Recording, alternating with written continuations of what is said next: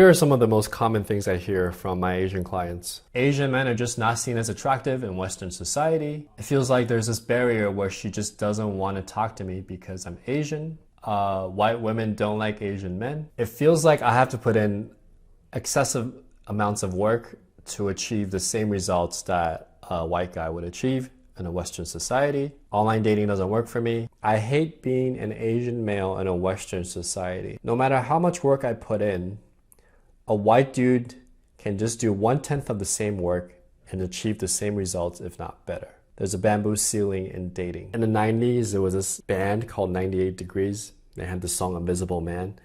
It was one of my favorite songs in high school because that's how I felt. How should you respond, right? Because there are a couple of options here. You can choose to ignore everything. You can choose to not let it affect you. And you can choose to selectively find evidence counter to this.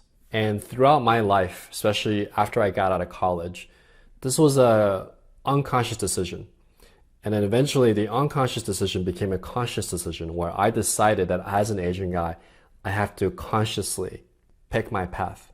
Because if I just let life happen, things don't always flow in my favor. And today in this video, I want to share with you some of the tools that I used that really helped me create an abundant dating life. Keep in mind that besides my height, which, you could argue genetics or God gave me, whatever you believe, everything else that I have, I had to work for, right? I used to look like this.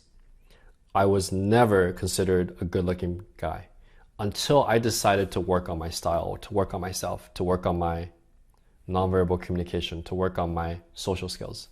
And so if anyone believes that it's possible to still have an abundant dating life as an Asian guy, it's me. It takes more conscious awareness in the beginning, and it takes a little bit more work if you know what to do.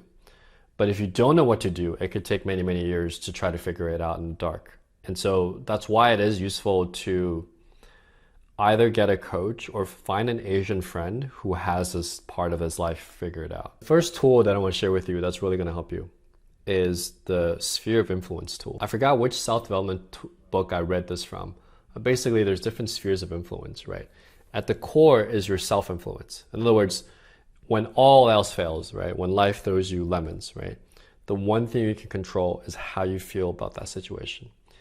And one of the core pillars of that self-esteem comes from the fact that you have control over how you choose to feel about something, what something means to you. The same event can happen to two people, and those two people will interpret it differently. There's a quote, 2 men looked out of the window in a jail cell. One man saw the dirt, the other man saw the stars. Your perception, what you focus on, and what things mean to you when they happen really determine the emotions and the quality of your life. So that core level of self-control is given to you at birth, and it stays with you as long as you have consciousness. Then you have the immediate layer of friends and family, right? People that are really close to you, that you love. It could be your mom and dad, it could be siblings, it could be your best friends, right? And these people really shape how much exposure you get to racism or perhaps to feeling like you're not winning the dating game, right? And their love and approval is really important to you. Then you have kind of your extended social circle of friends, people that you know, acquaintances, etc. Different, poker game groups. There's people you play tennis with, people in your class, etc. Then you have the overall society. What's this city like? What's this social group like? What's the vibe of this town, right? The state. Then you have country, which is what's the slant of that country. And then you have the world, which is all of humanity. Okay, so different influences at different levels. What I learned in improving my social skills in this game of dating for Asian men, if you start at the middle, right, at the core of what you can control in terms of your own self, then all the other factors that add on to it, from you to your family to the rest of the world at large, it becomes less affected, right? So the outer layer no longer affects the inner core because you have control over that. And that's where a lot of what we call inner game comes in. It's the idea that you're developing your belief systems, right? Through therapy sometimes, through cognitive behavioral work, through working your mind muscles and neural connections to really foster a pattern of positive, progressive thinking that's often backed up by realistic manifestations of that particular type of thinking. That's where I would start if I were to start over. But when I first started, I actually worked on the techniques first, and I'll share some of them with you today.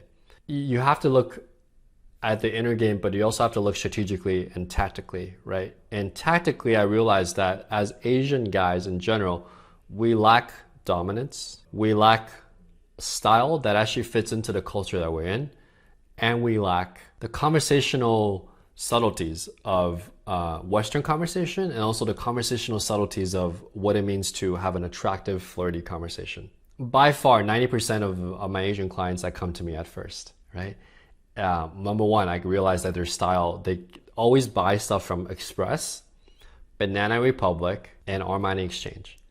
And it just like, I just tell them to stop because every Asian guy shops at Banana Republic and they all look the same.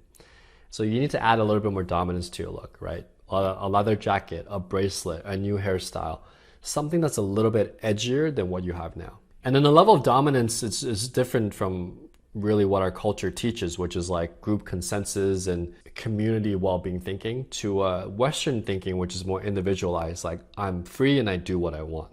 And so this level of dominance needs to be communicated in all of your conversations, especially when it comes to dating. Sometimes that means being a little selfish, but what it really means for me is like changing the flow of the conversation to be more like, I'm a man and this is what I'm going for and I hope you choose me, and being unapologetic about it. And it's a very foreign concept to, let's say, Chinese culture in particular. Okay. The third step is really conversation skills. A lot of my clients are like pretty well-off Asian engineers, programmers. They make a good living. But whenever I have this initial conversation with them, it's always very logical. What do you do? Where are you from? Do you come here often? So why do you choose style of work? So cool. So like they're trying to seek connection through logic, right? And that's how their brains operate. And they don't understand that when it comes to flirting, it's an emotional language. It's not here. One of the tools that we use, for example, is called the 3 layers tool. 3-layer eliciting values tool. So for example, hey, Stephanie, what do you like to do on the weekends? Okay, Stephanie says, I like to go to a painting class. I paint, right? Level 1. And most guys, maybe most Asian guys, what do they do? Oh, you like to paint? Wow, that's really cool. So like, what do you paint? Where do you paint? Which classes do you take? Do you paint by yourself? Do you paint with a paintbrush? Or do you like, is it like a color pencil? So like, when is painting class? Can I come? So like, what else do you paint? What kind of pictures do you paint, right? First level conversation, okay? Now, it's okay to go lateral, but what you want to do to build emotional connection is to go deep. And here's how you do it. Level 1 is, I like to paint. Level 2 is, you say, what is it about painting that you like the most, right? And she'll say, you know, when I paint, it's so amazing. I feel like free. I can express myself. And I even surprise myself sometimes at what, you know, ends up on this like beautiful canvas, right? Blank canvas. It's like so creative. So now I'm getting her to really speak her emotions of why she paints. Now we're at level 2, right? And then level 3, which sometimes can take a few days to get to. Sometimes if you're good, you can get to it in one conversation. Like sometimes I can do it. But level 3 is like, you know, Stephanie, when did you start painting? When you were a kid? What was it about it that drew you to at such a young age, right? And then she'll say, you know, when I was 5 years old, my mom used to take me painting every weekend. And we go on this lake where the ducks are playing and she would paint. And whenever I paint, I think about her now that she's gone, right? So now we're at level 3. It's like the core origin story of the emotion that she's feeling when she paints. It reminds her of her mom. It gives her creative expression. It gives her a sense of peace. So now I've just moved from, hey, what do you do when you paint? To how do you feel when you paint? To the reason why you paint, okay? Now these 3 layers of conversation can be applied to a lot of things, right? I learned programming because I wanted to make my parents happy. Programming makes me happy because I'm able to secure a high-paying job. I'm securing a high-paying job because I want my future wife and kids to feel safe and I want to feel secure. Because growing up, I didn't feel secure, right? So you see how I took it from layer 1 to layer 3 just from the conversation with the programmer alone? So your ability to do this, right? To ask the right questions, to reaffirm and lead them into eliciting their own values creates this conversational draw. And a lot of Asian guys don't know how to do this because of our brains are wired logically and we're used to staying at the surface level when in fact you should go deeper into kind of the depth of who someone is. And when you can do this in a way that's smooth, congruent, and makes the person feel like very smoothly guided along the way, they're going to appreciate you and they're going to remember you. And this level of conversation is what makes the difference between an Asian guy who just has no success versus an Asian guy who actually gets success. And the way I discovered this, by the way, is that I would go to bars and clubs. You guys know my history. I would go like 3 times a week just to learn this.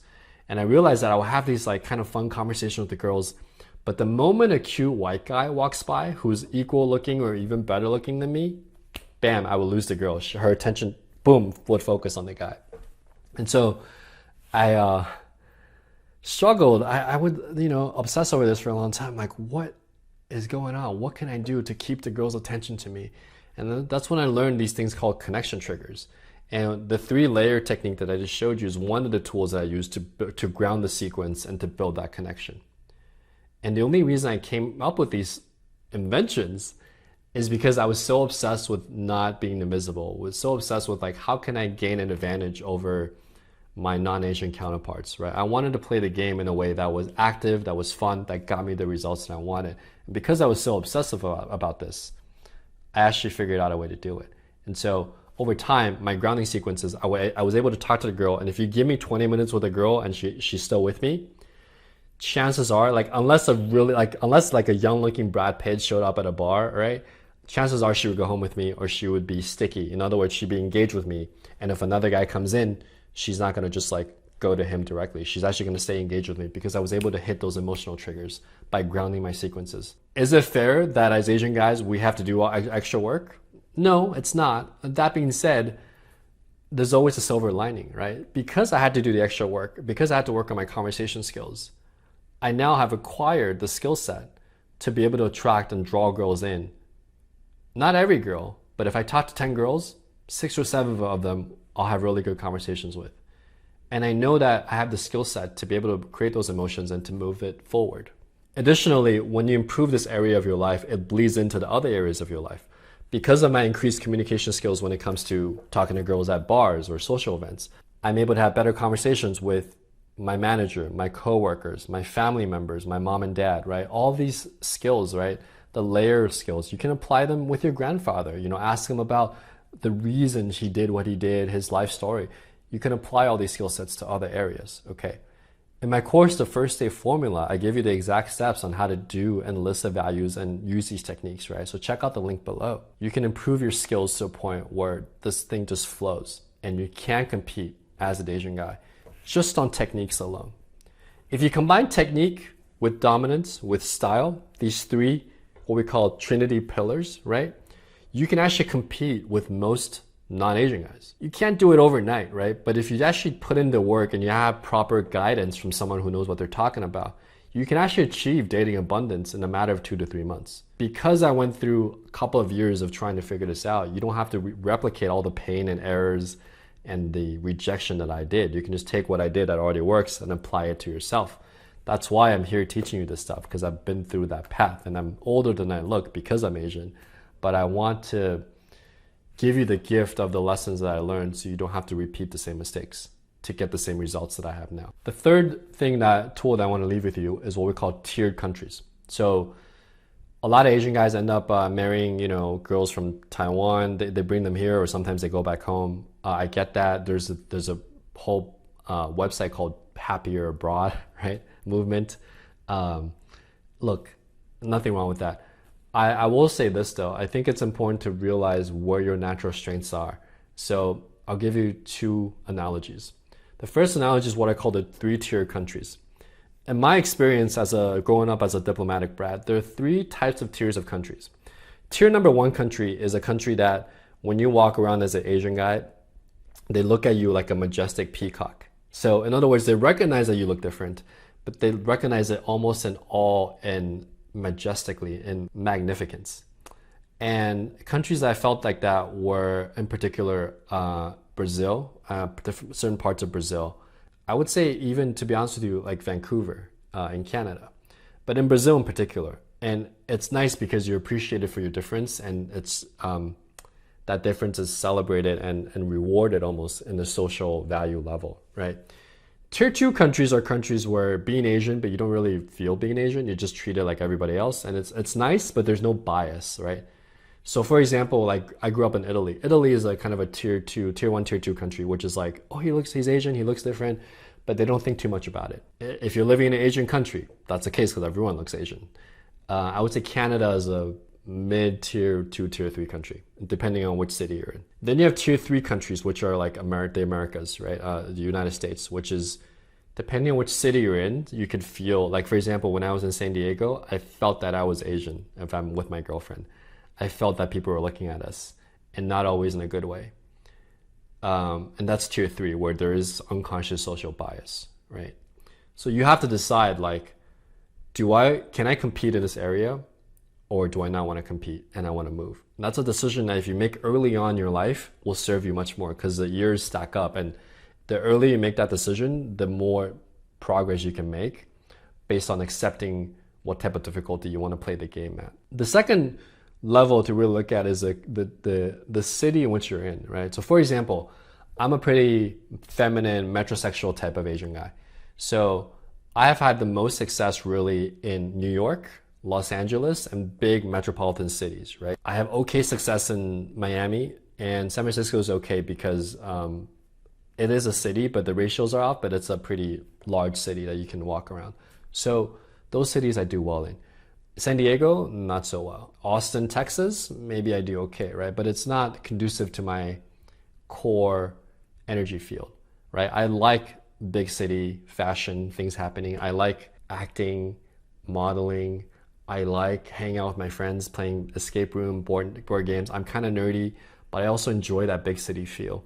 When I'm in cities like LA and New York, I realize that if I have a certain level of dominance and social skills and I look a certain way, that sometimes I forget that I'm Asian. Like I look in the mirror in the bathroom, like, oh yeah, I'm Asian, because I'm hanging out. My friend group is very diverse, and so I forget the fact I'm Asian. But in San Diego, when I'm hanging out with people at a sports bar and everyone's like blonde, blue-eyed, or military, yeah, sometimes you could feel the difference. So you have to figure out like which city naturally accentuates my strengths. A really good analogy is from if you're an X-Men fan, Magneto, right? In Genosha, he built a castle made out of metal, and there was an episode, some anime series, where the X-Men go save Charles Xavier, and he's in his castle in Genosha, and Magneto beats all the X-Men, and the only reason he's able to do that is because his whole castle is made out of metal.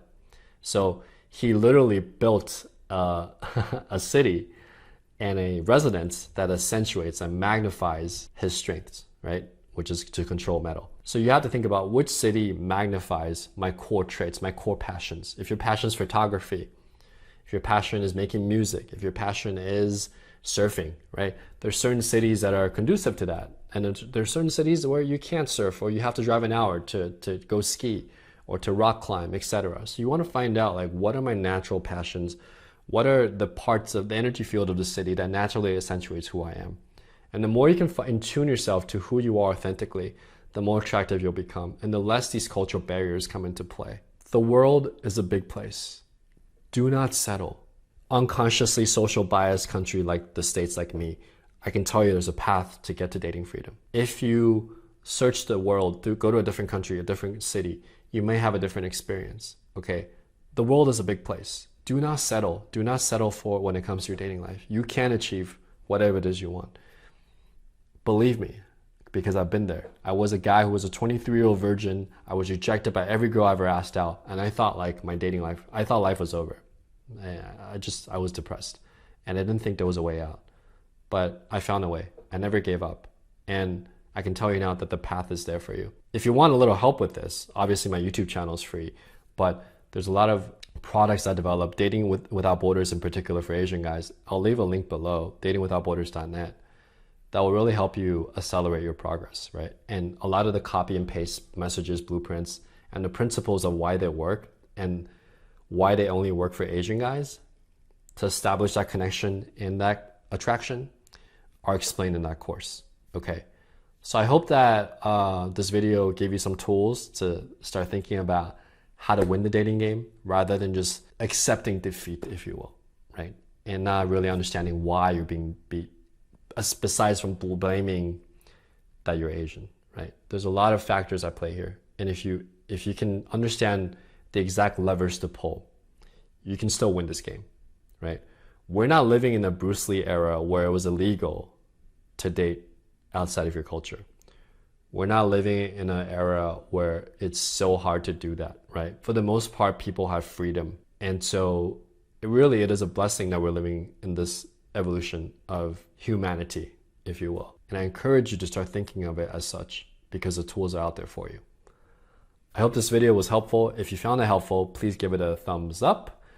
You may want to subscribe. Check out some of my other videos where I break down in-field approaches and some of my concepts of authentic attraction. And if you're looking for coaching right now, I have some time on my schedule. I'll leave a link below in the description as well. Thanks. It's been a pleasure serving you, and I'll see you in the next one.